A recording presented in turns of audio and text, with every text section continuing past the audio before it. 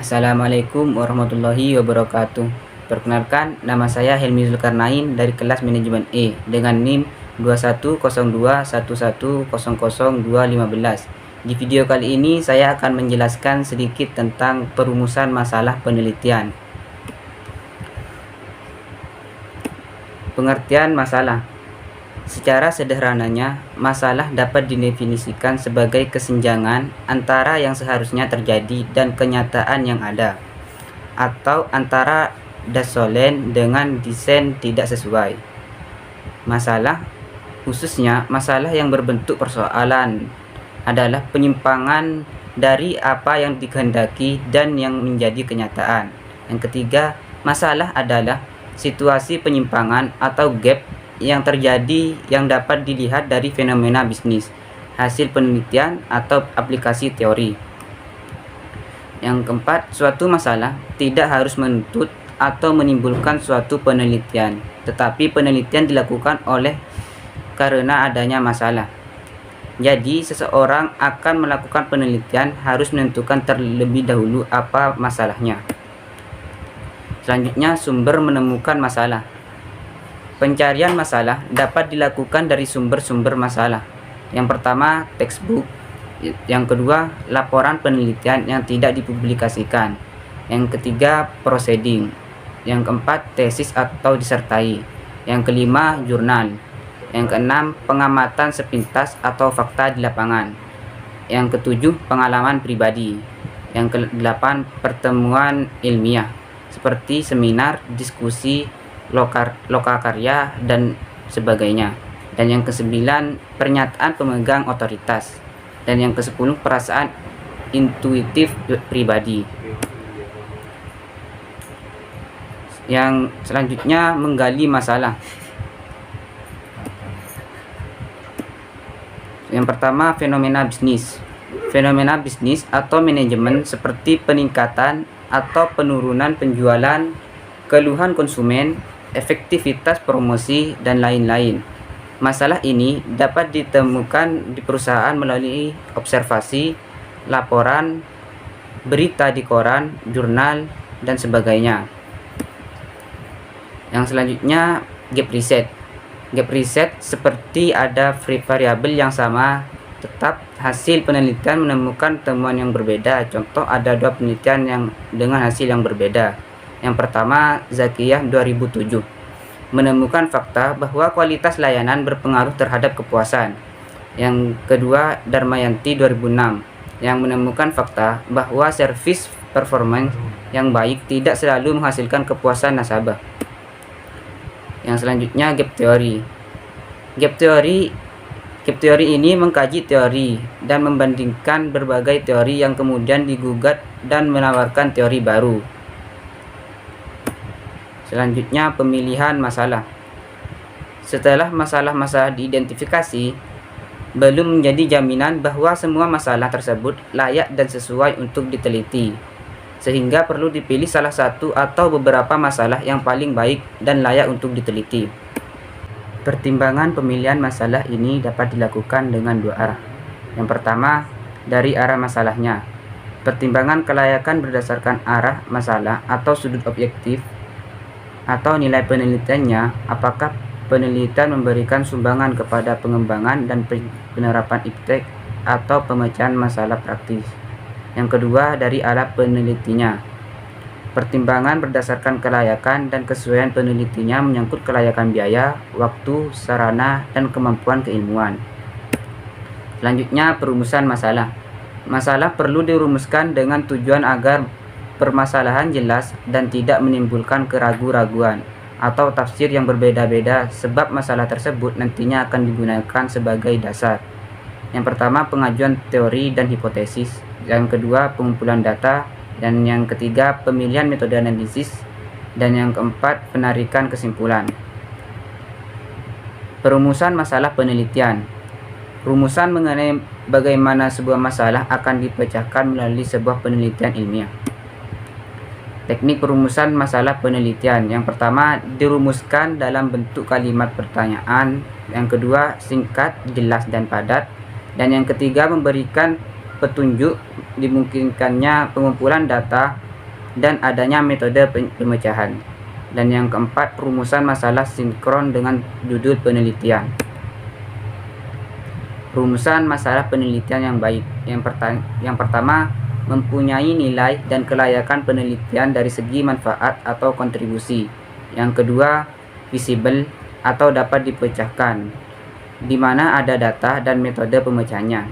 Dan yang ketiga, menarik bagi peneliti yang didukung kemampuan keilmuan. Dan yang keempat, spesifik mengenai bidang tertentu atau jelas ruang lingkup pembahasannya. Dan yang kelima, berguna untuk mengembangkan suatu teori. Contoh rumusan masalah penelitian. Yang pertama, contoh rumusan masalah deskriptif. Yang pertama, berapakah tingkat hunian Hotel Lombok Raya? Dan yang kedua, apakah iklan yang ada perlu diubah? Contoh yang kedua, contoh rumusan masalah inferensial. Apakah iklan berpengaruh terhadap peningkatan penjualan? Apakah harga, layanan, dan fasilitas berpengaruh terhadap tingkat hunian hotel? Dan yang terakhir, apakah harga, layanan, dan lokasi berpengaruh terhadap keberhasilan supermarket? Selanjutnya, perumusan tujuan penelitian. Tujuan penelitian yaitu yang pertama, untuk menjelaskan tujuan akhir yang akan dicapai oleh peneliti setelah penelitian selesai dilakukan.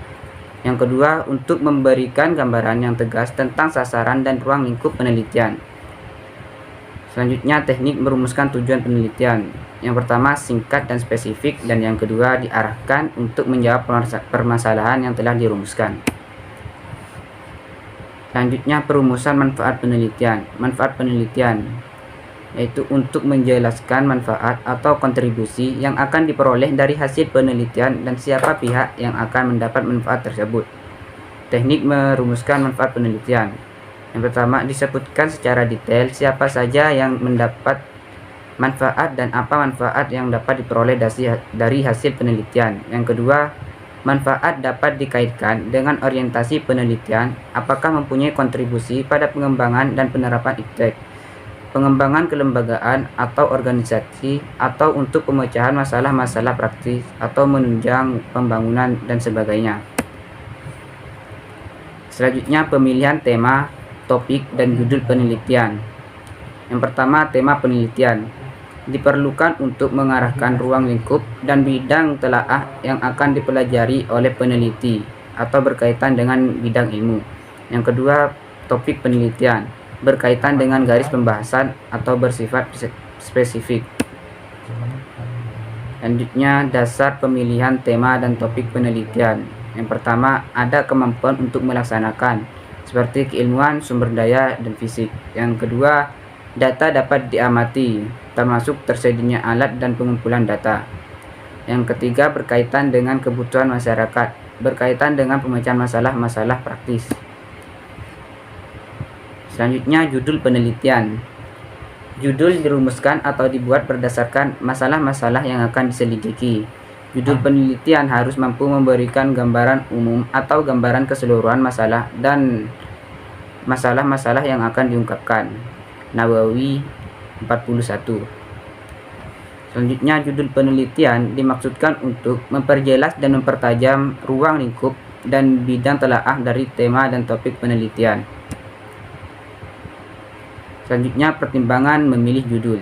Yang pertama, tampak ruang lingkup dan metode pembahasannya. Yang kedua, tampak ruang lingkup objek penelitiannya atau populasi atau sampel. Yang ketiga, berkaitan dengan tema dan topik penelitian. Dan yang keempat, mempertimbangkan masalah yang dihadapi. Yang kelima, mempertimbangkan bidang ilmu yang dipelajari atau dikuasai. Dan yang terakhir, judul hendaknya yang sedang aktual. Selanjutnya, judul hendaknya dibuat dengan singkat dan jelas. Yang kedua, tidak perlu semua variabel disebutkan dalam judul. Dan yang ketiga, tidak berarti ganda atau dapat ditafsirkan. Dan yang keempat, pergunakan istilah yang sudah umum. Dan yang kelima, pergunakan bahasa baku. Dan yang terakhir, tidak lebih dari 3 baris, karena judul yang terlalu panjang dapat membingungkan. Selanjutnya, teknik menyusun latar belakang masalah. Menurut Ferdinand, mengungkapkan fenomena manajemen bisnis Riset gap dan teori gap terutama yang didapatkan dari penelitian-penelitian terdahulu atau sebelumnya.